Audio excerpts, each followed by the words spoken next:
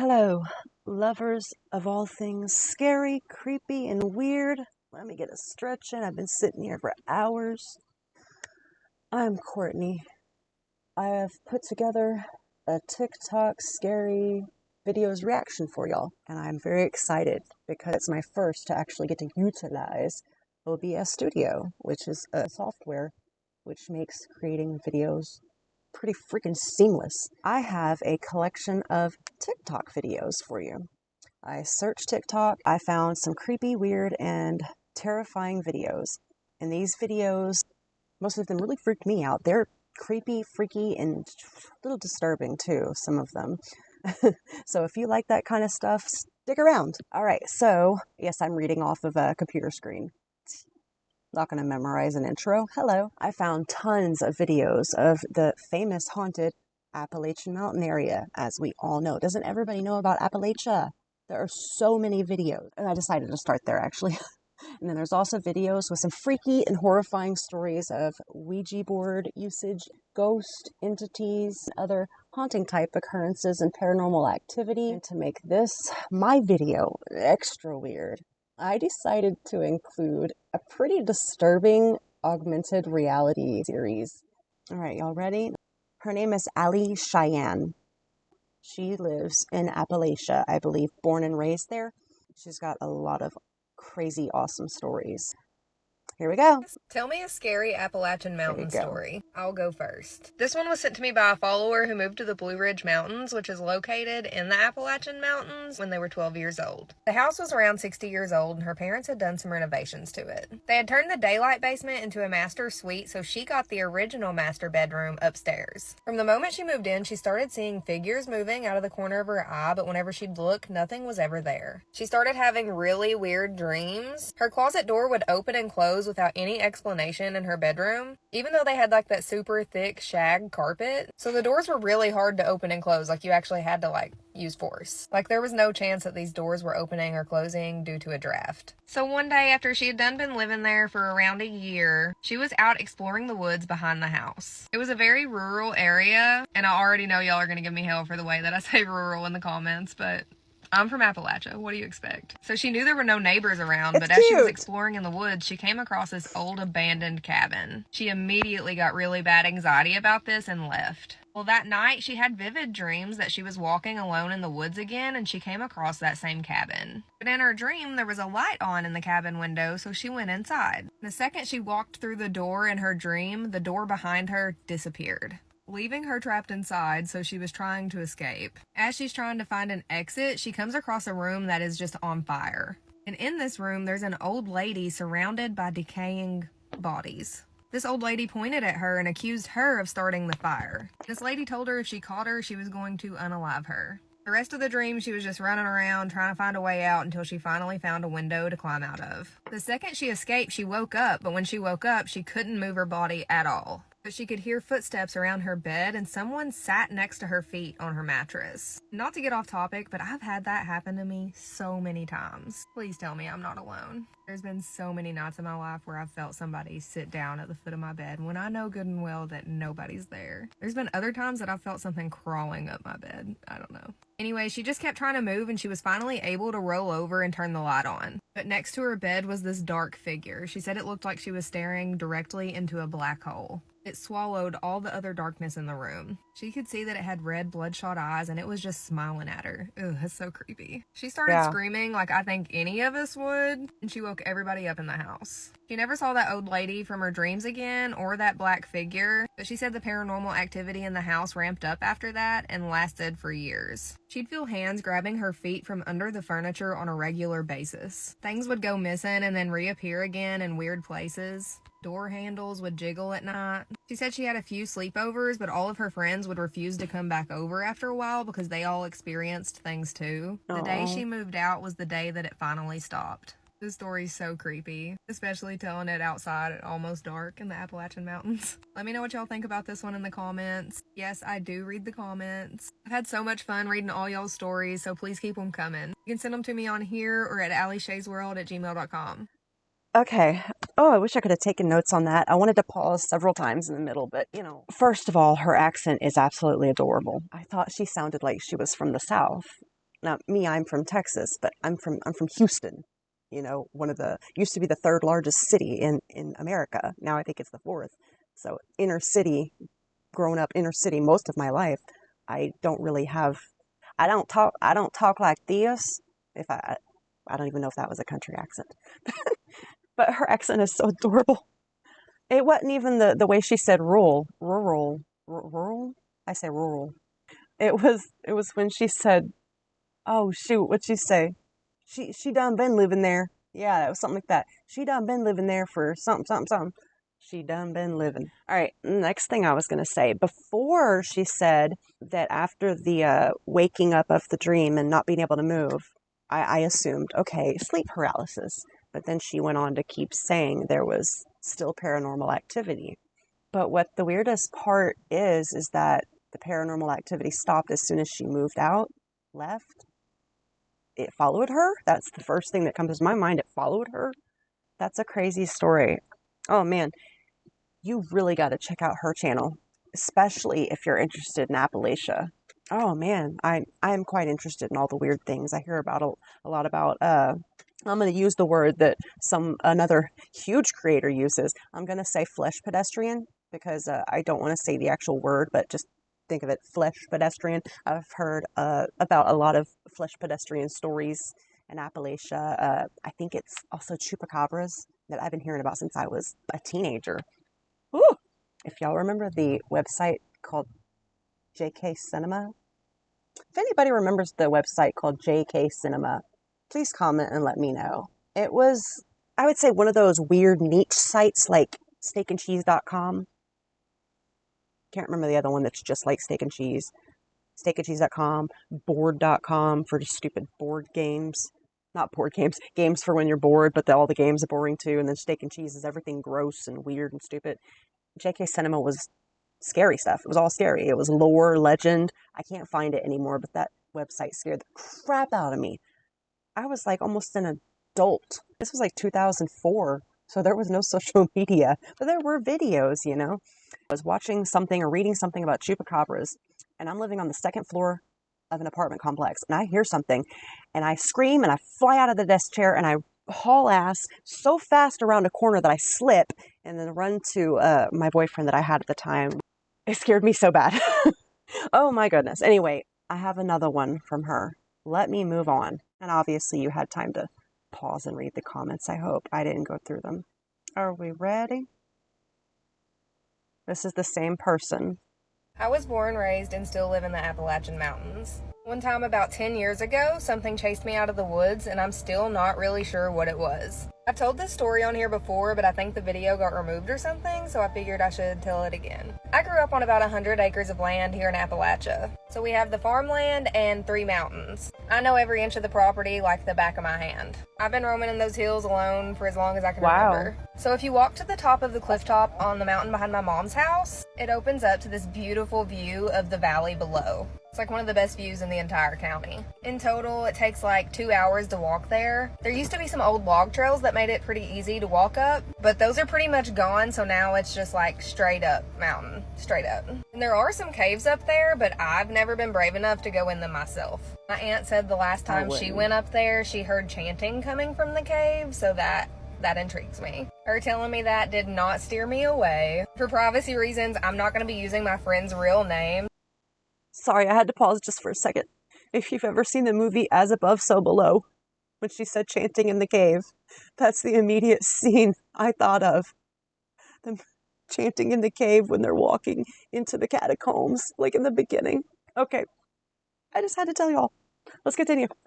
So we'll call her Jenny. It was a beautiful fall day. The weather was perfect, and we decided we wanted to hike up to the cliff. So on the way up, everything was fine. But we get to the bottom of like the cliff facing where we'd have to go around to get to the top so we could see the view. And I started getting like this incredibly uneasy feeling. I didn't tell Jenny that I was scared or anything. I just told her that we should probably sit down and take a break. At this point, all we had to do was climb up the back of the cliff and we would have been there. But I had this overwhelming gut feeling telling me that we needed to stop. So that's what we did. I tried to play it cool. We laid down a blanket. I was burning a smudge stick. And I'm one of those people that don't really talk much when I'm in the woods. I'm just kind of taking everything in and listening to my surroundings. So that's what I was doing, just listening. And to the left, pretty far away, I heard footsteps, which immediately put me on alert. At this point, I still don't think Jenny even knew that anything was happening. But then I heard this thing, whatever it was, walk behind us. It was walking really slow, but whatever it was on 2 feet, and I could tell that it was really big.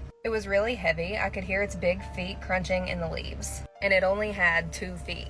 It was only taking 2 steps at a time, and eventually I heard it on the right side of us. So at this point, I realized this thing was circling us. It was stalking us. It knew we were there. We couldn't see it, but it could definitely see us. I told Jenny, like, hey, not to alarm you, but I think that there's something watching us and we need to get the F out of here. What's Jenny do? She gets up, she grabs the blanket, and she takes off running. I'm in shock at this point because I know you're not supposed to run, but Jenny's a city girl. She doesn't know you're not supposed to run. I heard the footsteps of whatever it was start to get quicker too. It was still pretty far away, but it was picking up pace. I'm a pretty fast runner, and I knew that Jenny wasn't familiar at all with my family's property or just being in the woods in general. Like I said, she was a city girl. So I caught up with her, just as this thing was catching up with us. I've never ran so fast in my entire life, the whole time being chased. We heard the loud footsteps running behind us, but we didn't dare turn around and look. So we finally make it out of the wood line to my mom's house, and then my mom's dog starts barking and growling at the woods for hours. Like, he doesn't stop, like he just does it all evening long. My aunt and uncle live right next to my mom, and later that night my uncle said he was outside messing with something on the side of his house. It was completely pitch black dark outside. You know, there's no street lights out here or anything, it's just dark. Remember, we're in rural Appalachia. So as he's turning the water off on the side of his house, something huge ran at him on 2 feet from out of the woods. He couldn't see it, but he could hear it, and it ran him all the way into his house. It had to be the same thing that chased us out of the woods and my mom's dog was raising hell at. That sounds terrifying. I wonder what it was. I mean, I guess it easily could have been a bear. There are other things it could have been. I don't know. But it's pretty scary. I'm a suburban city girl, I guess. But yeah, born and raised in and around Houston all my life, except for the 6 months I lived in New York. That's it. But I wonder why she didn't tell her friend not to run. There's certain rules you go by. If you hear footsteps, if you're getting, I don't know, stalked by something, don't take off running. First of all, you don't even do that with an animal. They're going to chase you down. A bear's faster than us. Coyotes, wolves, they're all pumas. We have bobcats here. And cougars. We have cougars? We have cougars? Mountain lions. They're faster. And they will treat you like prey. You don't do that. Have you heard of the whistling thing in Appalachia? If you hear a whistling, do not whistle back. If you hear a random disembodied voice, don't answer, you know, and don't go out at night. I got to admit, I do want to visit. All right, let's get to this next video. This girl, you might recognize her even if you're not on TikTok. So a lot of people tend to stitch her videos, so I have seen her many times. It's completely unbelievable, but is entirely true. I'll go first. When I was 8 years old, my family and I moved to a small town in the Hold on, let me start it over. Story that sounds completely unbelievable, but is entirely true. I'll go first. When I was 8 years old, my family and I moved to a small town in the Midwest, and it was a farm town. It was built in like the early 1800s. I think it was part of like the Homestead Act or something. It was, had a bunch of acres, a barn that had burnt down. Like, it was an active farm back then. Lots of history. People definitely passed away on the property, that we knew for sure. And man, it wasn't like very obvious as a child. I was super. If you have any place that was built in the 1800s, you can bet that, just think of the probability and likelihood that somebody died or was even murdered there. Super intuitive, and I didn't know what to do with that intuition, so I naturally got a Ouija board, and of course I dragged along my best friend and my sister and a couple other friends on this Ouija board journey, where we would go and sit at the top of the stairs to the basement, and we would turn all the lights off and turn candles on and then ask this thing questions, and it responded. And I don't tell people the story. It sounds psycho. The fact that other people are there to verify all of these things and validate gives me inner peace, but I don't tell people. But it worked. And unlike what I thought would happen when it would move, even when we'd lift all of our hands off of it, it's still moving. is how aggressively it moved. It wasn't gentle, it was like very sharp. And so so much time would pass when we were in there talking to this entity as well. Like, we would think 10 minutes went by and it would be 2 hours. Like, insane. Being little kids, we wanted to know questions and answers like, who are we gonna marry when we grow up? Or how many kids are we gonna have? Or just questions like that. And every single time we start, you know, it would give us answers at first, like, and it would tell us about itself. We would say, like, what's your name? And it would just say demon, D-E-M-O-N, like, over and over again. When we would ask questions about me, it would, at first it would, like, give us answers, and then it would just spell bitch repeatedly, B-I-T-C-H, B-I-T-C-H, B-I-T-C-H. Horrifying. Like, any question about me. Also, sorry if I seem lackluster. I already told this whole story and it deleted. It was so freaky. We're also having, like, visuals of, like, hands reaching towards the planchette, like, in the candlelight flicker. This entity gave us details saying that it was, like, buried in the cemetery, a cemetery that was, like, local, like, the name was legit. It gave us, like, I think it either gave us a plot number or it was just, like, the last name, and we did go there, and what we found was crazy. A daemon, as far as I'm aware, when it comes to angels, demons, that they were never human. So why would one be buried in a cemetery? I gotta keep checking this. I like this microphone, but I can't get it to work with OBS Studio, so I gotta use this thing. I don't know, that's the only part that doesn't make sense, but Ouija boards, spirit boards, no. I mean, even if you don't believe in that kind of stuff, why would you risk it? Why would you risk it? Why would you mess with something that you don't know? You don't know. How can people say for certain that something is not real? You don't know. We're not going to know till we die. And either we go somewhere after we die, or we just cease to exist. And we wouldn't even know. Okay. This next one is also Audacity. This is another personal story about a dream. All right, let's do this. I've had recurring dreams before, but I need to know if anyone's ever had something like this happen. I had an entity, what I believe to be an entity, follow me from dream to dream the other week. And I totally forgot this happened until I woke up this morning. But basically, I would have a dream, and there would be this little boy in the dream just, like, peering around corners. And I would, like, wake up and be startled. And one of the times I woke up and I was yelling. Get away. Go away. Just get away. And it was, like, menacing. Like, it was super menacing energy. And I don't think I've seen the little boy again. Maybe I forgot, because I totally forgot about that until right now. But it's crazy because it came right after I made a TikTok video telling you guys why I don't tell as many ghost stories. And the reason is because every time I tell ghost stories, weird shit happens to me. Not necessarily always scary, but just, like, very eerie shit. And anyway, and then that happened. Has that ever happened to anyone else? You should definitely check out Audacity's channel. Tons of people stitch her, and I noticed in the comments people are like, how do we find the people stitching? She puts it in the hashtag in her video description at the top of TikTok. The hashtag. You just click on it, and there they all are. That's how I found them. This one I added special for myself, but also for other scary TikTok lovers, horror lovers, paranormal, people that are very interested in that stuff, who happen to watch Loey Lane, Loeybug. Hello, my name is Loey. She did a stitch to one of Audaciti's videos, and it's from May of this year, so hopefully you haven't seen it yet. My first thought when I saw that, I was like, oh my god, look at her hair, look how pretty.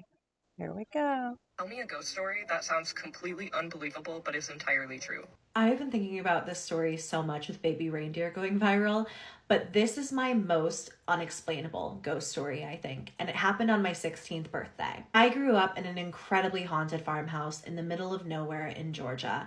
Now, at this point, I'd probably been living there for like 3-ish years. And I was really used to the paranormal activity in the house, but recently it had started taking a turn for the kind of darker and more sinister. For example, around this time, my brother and I both had an experience where we both heard our dad scream our respective names. At the same time, we both come running out of our rooms, go dashing to my dad's bedroom. Our dad had not called us. He has no idea what we're talking about. And then later when we're talking about it, we both realized we had each heard him call our name. Like I had heard him call mine. My brother had heard him call his. On my 16th birthday, we went to Six Flags over Georgia. I had a small group of my friends and I, my little brother, my family, we all went to Six Flags, right? After our day at Six Flags, one of my friends was going to stay the night. We wound up making some snacks, we watched some movies, and we settled in for the night. We had been riding roller coasters all day, eating candy, and my little brother was wired. He would have been like 12 at this time,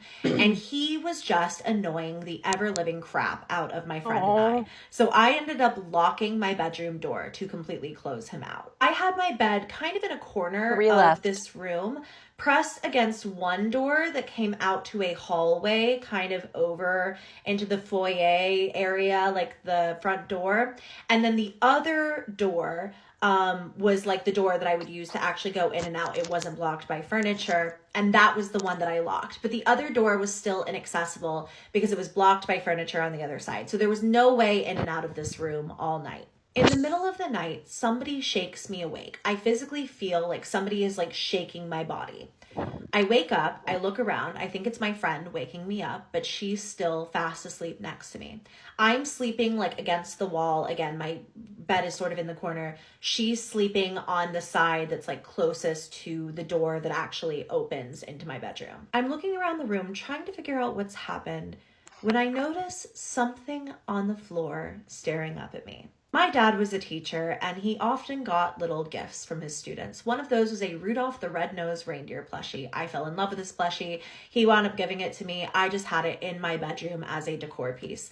I had it on my nightstand, which was at the foot of my bed because I had arranged my room so strangely. And when you press this plushie's ear, it would light up and it would dance and it would sing a little song. And I looked down in the middle of the night, and somehow this Rudolph the Red-Nosed Reindeer plush has gone from the foot of my bed on the opposite end of the room in a perfectly stationary place to now sitting directly beneath the bed, staring up at us sleeping. And as I'm looking at it, wondering, how in the hell did that get there? It goes off.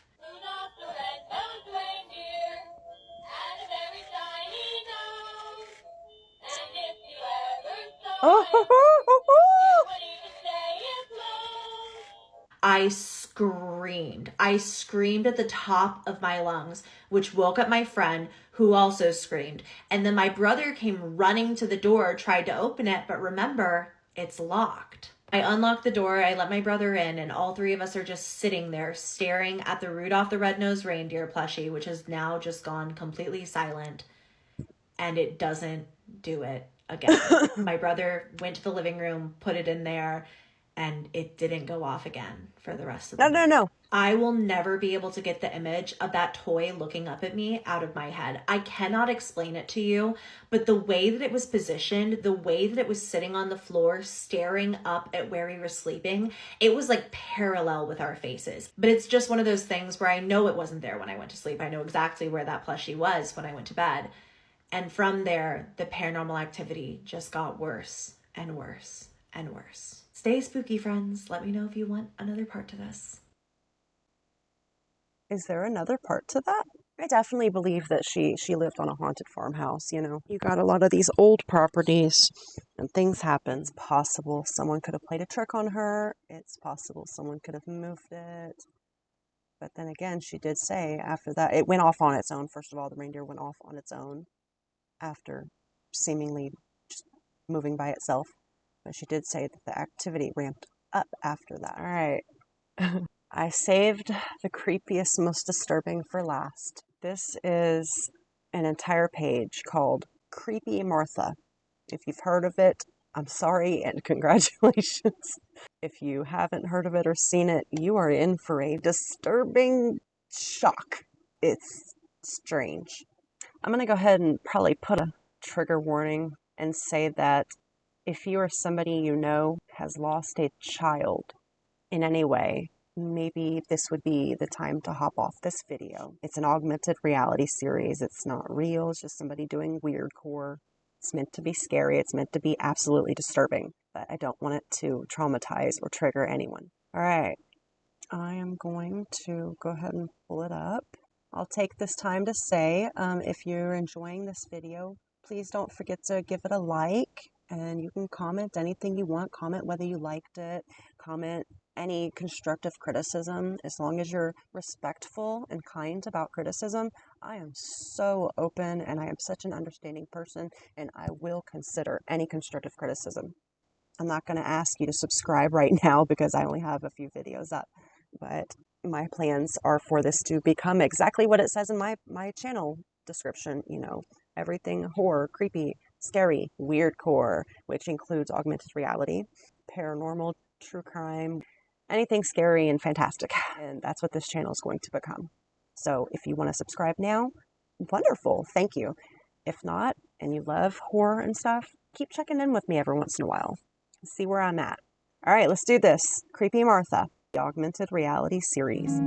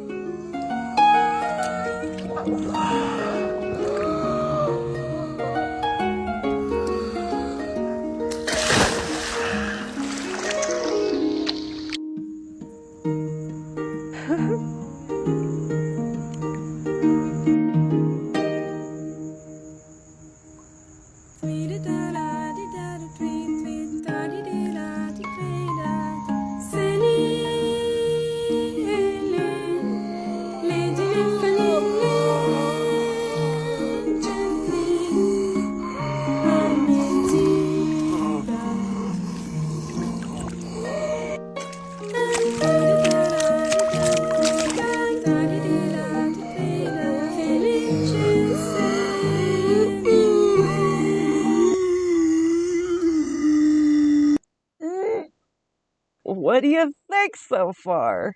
Not only is it disturbing, but we're about to watch the second one. I just wanted to make one quick comment. It's the breathing for me. It's that wheezing, gasping, not human sounding, I'm about to die in a bed type breathing. Great inspiration for me though, but that is just, it's disturbing. After watching these few videos, if I just did scattered, I chose one of his pinned, which are in the millions, his most popular, and then I chose two random ones that were longer than a minute, around a minute or longer. If you like them and you're interested, definitely go check it out. It's very disturbing. It's very creative. Let's do it.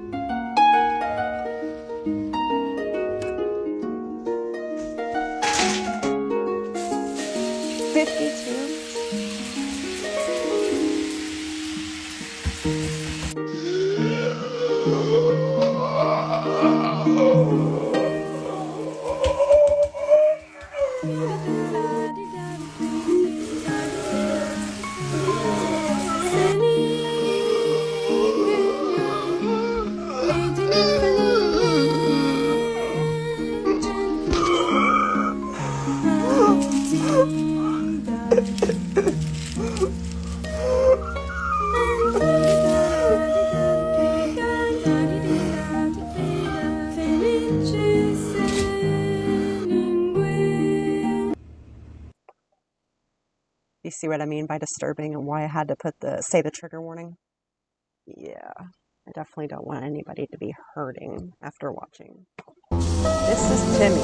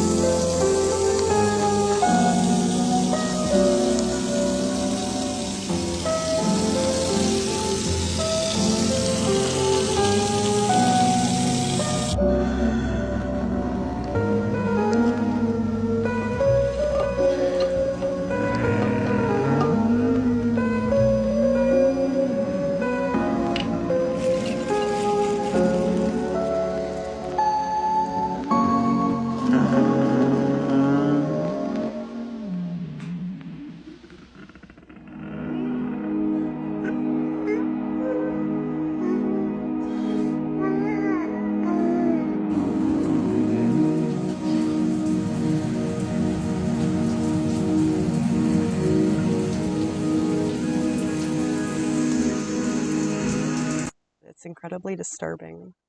I wonder if they get a lot of nasty comments. I didn't really see any, but I also didn't scroll. All the creators are listed in my video description right under the intro. Very nice, neat, and organized. If y'all made it this far, I hope y'all enjoyed it. If you liked the video, if you enjoyed it, please don't forget to leave a like. It really helps creators, and it really, really helps tiny baby creators like me. We'll see y'all soon.